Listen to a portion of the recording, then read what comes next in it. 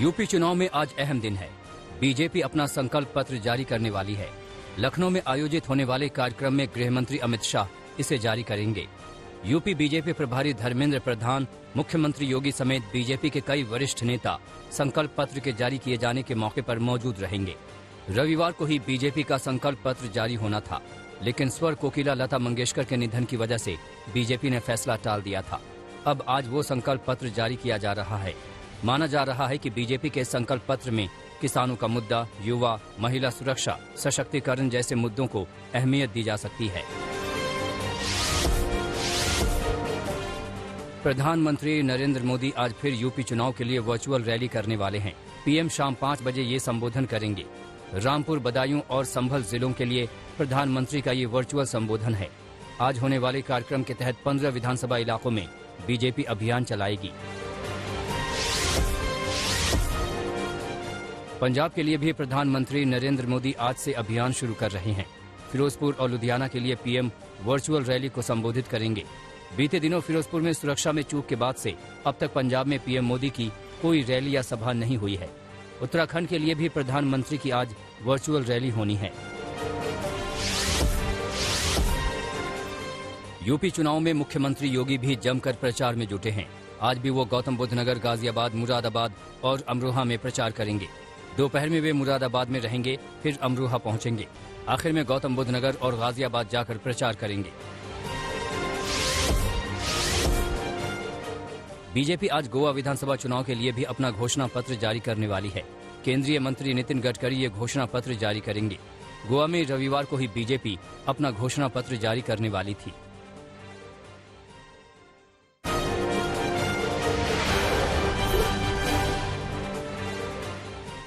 प्रधानमंत्री नरेंद्र मोदी ने सोमवार को लोकसभा में बजट सत्र के दौरान राष्ट्रपति के अभिभाषण पर धन्यवाद प्रस्ताव का जवाब दिया। इस दौरान पीएम मोदी ने कांग्रेस पर बेहद तीखे वार किए। पीएम मोदी ने कहा कि कभी कभी मुझे विचार कांग्रेस के बयानों से आता है। जिस प्रकार से आप बोलते हैं, जिस प्रकार से आप मुद्दों को जोड़ते हैं, तो ऐसा लगता है कि आपने मन बना लिया है कि आपको 100 साल तक सत्ता में नहीं आना है।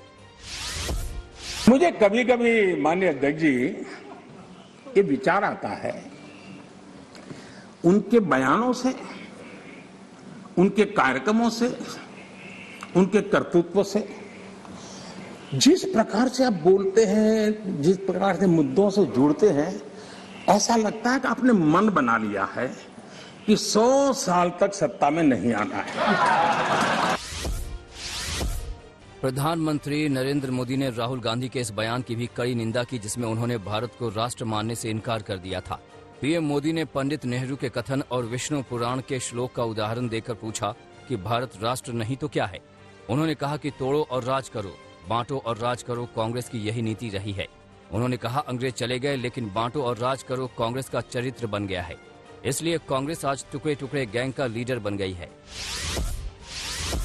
पीएम ने राहुल गांधी पर तमिल भावनाओं को कुरेद कर उनमें अलगाववाद को उकसाने की कोशिश करने का आरोप लगाया। उन्होंने तमिल भाषा के महाकवि और स्वतंत्रता सेनानी सुब्रमण्यन भारती की एक कविता भी सुनाई। पीएम ने कहा कि हेलीकॉप्टर दुर्घटना में शहीद हुए सीडीएस जनरल बिपिन रावत का शव लाया जा रहा था, तो तमिल भाई बहनों ने बिना सूचना सड़क किनारे खड़े होकर वीर वणक्कम का नारा लगाया। मोदी ने कहा कि गरीब कभी बेईमानी नहीं करता है, वो उसका कल्याण करने वालों को सत्ता से हटा दे, ऐसा कभी नहीं कर सकता। उन्होंने ये भी कहा कि कांग्रेस ने एक झटके में 17 करोड़ गरीब लोगों को अमीर बना दिया। उसने 2013 में गरीब आकलन के मूल नियमों को बदल करके ऐसा किया।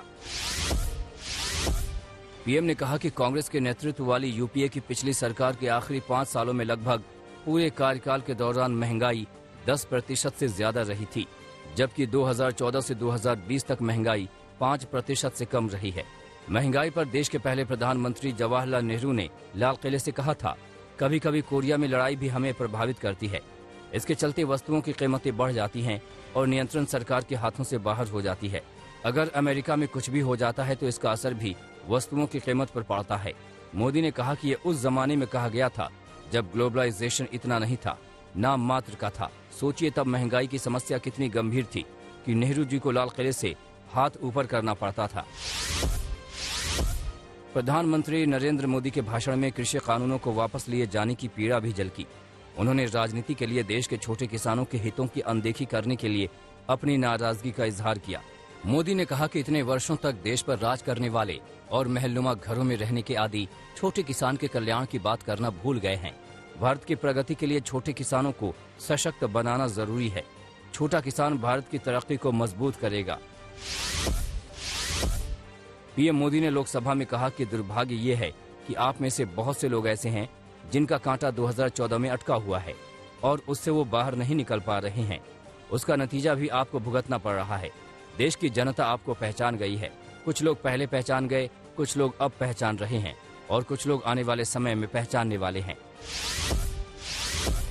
प्रधानमंत्री ने कहा कि इस कोरोना काल में कांग्रेस ने हद कर दी। पहली लहर के दौरान देश जब लॉकडाउन का पालन कर रहा था, सारे हेल्थ एक्सपर्ट्स कह रहे थे कि जो जहां है वहीं पर रुके। तब कांग्रेस के लोगों ने मुंबई के रेलवे स्टेशन पर खड़े होकर मुंबई के श्रमिकों को जाने के लिए उनको टिकट दिया था, लोगों को जाने के लिए प्रेरित किया था। पीएम मोदी ने कांग्रेस पर करारा वार किया। उन्होंने कांग्रेस को एक एक राज्य में लंबे समय से मिल रही हार का हवाला देकर अहंकारी बताया। पीएम ने कई राज्यों के नाम लेकर बताया कि कांग्रेस कहां कितने वर्षों से सत्ता से बाहर है। उन्होंने कहा कि यूपी, बिहार, गुजरात में 37 साल पहले जनता ने आपके लिए वोट किया था। बंगाल में 1972 में आपको पसंद किया था।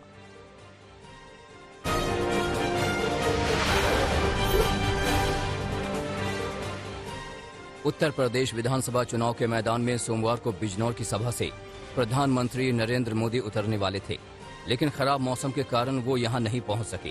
पीएम मोदी ने बिजनौर, मुरादाबाद और अमरोहा के मतदाताओं को वर्चुअली संबोधित किया। जन चौपाल कार्यक्रम में पीएम मोदी ने मशहूर कवि दुष्यंत कुमार की 2 लाइनों से अपनी बात की शुरुआत की। दुष्यंत कुमार की लाइन, यहाँ तक आते आते सूख जाती हैं कई नदियाँ, मुझे मालूम है पानी कहाँ ठहरा हुआ होगा, के जरिए हमला बोला।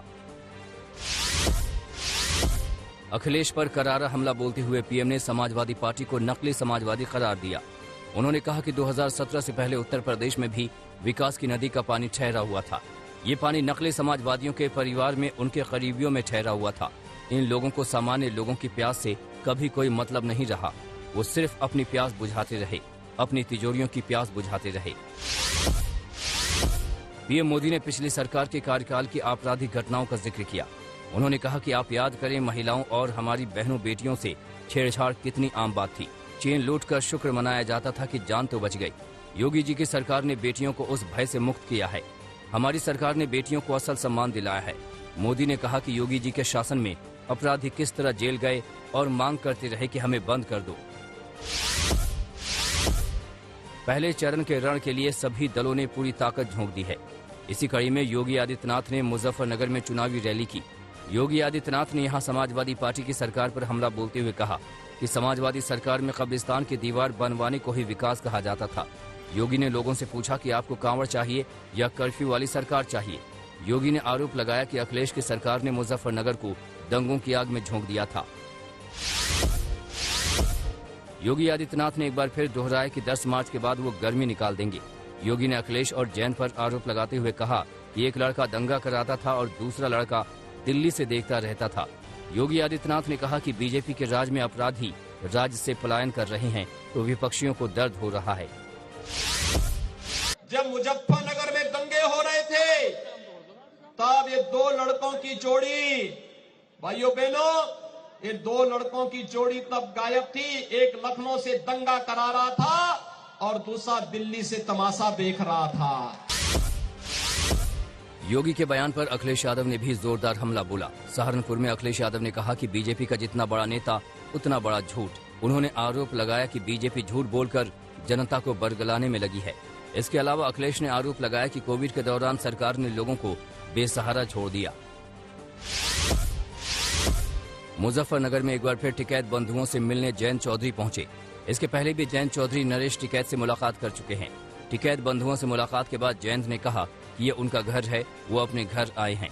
इसके अलावा जयंत ने पीएम मोदी पर सवाल उठाए। जयंत ने पूछा कि पीएम बताएं कि बजट में किसानों के लिए कुछ क्यों नहीं किया। पश्चिम बंगाल की मुख्यमंत्री ममता बनर्जी लखनऊ पहुंची और सीएम अखिलेश यादव से मुलाकात की। ममता बनर्जी अखिलेश यादव के लिए चुनाव प्रचार करेंगी। इन सब के बीच समाजवादी पार्टी ने 24 उम्मीदवारों की नई लिस्ट जारी कर दी है। समाजवादी पार्टी ने गोरखपुर सदर सीट से योगी आदित्यनाथ के खिलाफ शुभावती शुक्ला को टिकट दिया है। असदुद्दीन ओवैसी पर हुए हमले को लेकर गृह मंत्री अमित शाह ने संसद में बयान दिया है। गृह मंत्री ने कहा कि ओवैसी पर हुए हमले के आरोपियों से पूछताछ की जा रही है और पुलिस कार्रवाई कर रही है। 3 गवाहों के जरिए कार्रवाई आगे बढ़ाई जा रही है। गृह मंत्री ने कहा कि केंद्र की ओर से ओवैसी को Z कैटेगरी की सुरक्षा उपलब्ध कराई गई है, मगर उन्होंने अब तक सुरक्षा नहीं ली। साथ ही अमित शाह ने ओवैसी से अपील की है कि वो जल्द ही सुरक्षा ले ले।